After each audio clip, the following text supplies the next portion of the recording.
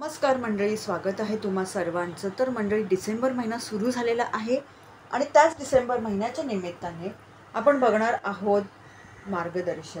तर या व्हिडिओमध्ये आपण एक साधारण मार्गदर्शन बघणार आहोत आणि नक्कीच तुमच्या व्यावहारिक जीवनाला घेऊन, प्रेमी जीवनाला घेऊन आणि तब्येतीला घेऊन ही मार्गदर्शन येईलच. तोवर आपण एक साधारण मार्गदर्शन बघूया. ह्या कार्ड्समधनं हे बघूया तुम्ही नक्की आता काय करायला हवं या महिन्याकरता.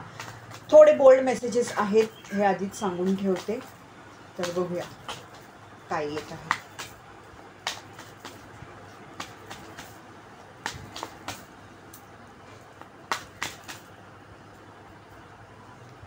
तर हा आहे पहिला मेसेज आणि खूप बोल्ड असा आहे संदेश आणि मागे त्याच्या बाबतीत हे आहे की मंडळी, तुम्ही ना उगाचच्या उगाच नको तिथे खूप लक्ष घालताय असं सांगण्यात येत आहे.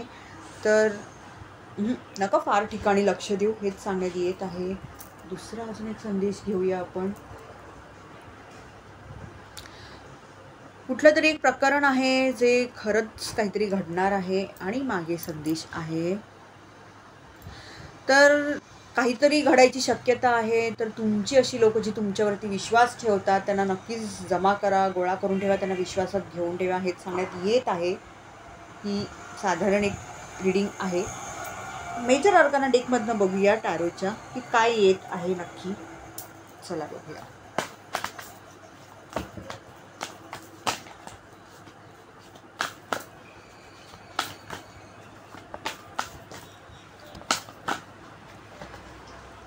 तर हा आहे संदेश आणि आहे हाय प्रिस्टेस. आणि मंडळी, हा कार्ड हे सांगतो आहे की सावध व्हा, काहीतरी अनपेक्षित कदाचित घडायची शक्यता आहे. तुमच्या आतल्या आवाजाचा ऐका. तुम्हाला काहीतरी नक्कीच एक ना म्हणतात ना